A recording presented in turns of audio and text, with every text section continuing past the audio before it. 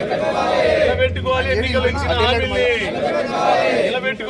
ఇచ్చిన హామీల్ని తగ్గించాలి పెంచిన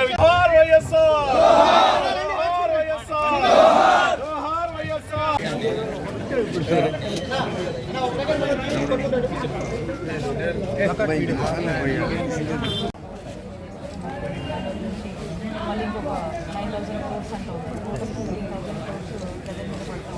సో కాబట్టి కామన్ మ్యాన్ అనేది బాధపడతాం. మీరు ఇచ్చిన ప్రభుత్వం ఇచ్చినటువంటి మాట నిలబెట్టుకోమని ప్రజల తరఫున వైఎస్ఆర్ కాంగ్రెస్ పార్టీ తరఫున ఇక్కడ ఉన్నటువంటి నియోజకవర్గంలో ఇంపార్టెంట్ నాయకులందరం కూడా కార్యకర్తలు ఈరోజు రిప్రజెంట్ చేయడం మీరు కూడా ప్రభుత్వం నియోజకవర్గానికి మేలు చేసేలాగా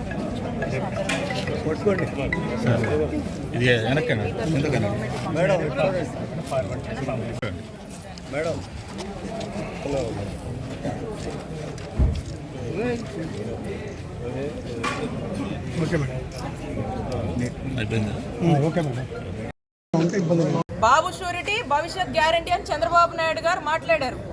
మరి ఈ రోజున పరిస్థితి ఏంటి? మేమంటుంది కాదు, జనం ఏమంటున్నారు? బాబు షూరిటీ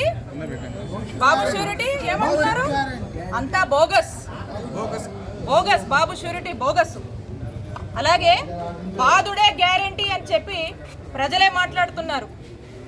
దీన్ని బట్టి అర్థం చేసుకోండి రాష్ట్ర పరిస్థితులు ఎలా ఉన్నాయి. ఇదే కాదు, ఒకటే మేము కూటమి ప్రభుత్వానికి మేము తెలియజేసుకుంటున్నాం ఏంటంటే, మీరు ఇచ్చినటువంటి హామీలు, మీరు చెప్పినటువంటి మాటలు, మీరు చెప్పినటువంటి సూపర్ 6 ప్రజలు ఎన్నో ఆశలతో మీరేదో చేస్తారని ఎదురు చూస్తున్నారు. కాబట్టి మీరు ఇచ్చినటువంటి మాట మీద మీరు నిలబడండి.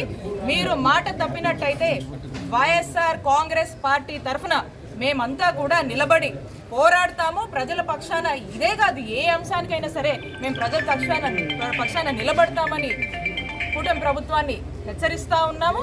ఇక పాలనంతా కూడా పక్కకు పోయింది. ఏం చూస్తున్నామన్న 6 నెలల నుంచి ఏమవుతుంది రాష్ట్రంలో? ఏమవుతుంది? ఏం లేదు. సూపర్ 6 లేదు, ఒక హామీ లేదు, ఒక ఇచ్చిన మాట గురించి పట్టించుకునేది లేదు, ఒక ఏదన్నా ఒక సెక్టార్ గురించి కానీ దేని గురించి కానీ ఒక ఆలోచన లేదు. ఒకే ఆలోచన.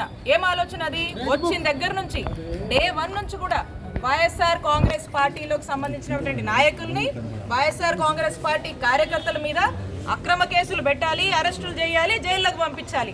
దీని మీద ఉన్నటువంటి ధ్యాస పాలన మీద కూటమి ప్రభుత్వం లేదు అని స్పష్టమైంది. కాబట్టి ఇప్పుడైనా కూడా నిద్ర మేల్కొని వాళ్ళు ఇచ్చినటువంటి హామీల మీద, వాళ్ళు చెప్పినటువంటి మాటల మీద దృష్టి సారిస్తే బాగుంటుందని వైఎస్ఆర్ కాంగ్రెస్ పార్టీ డిమాండ్ చేస్తుంది.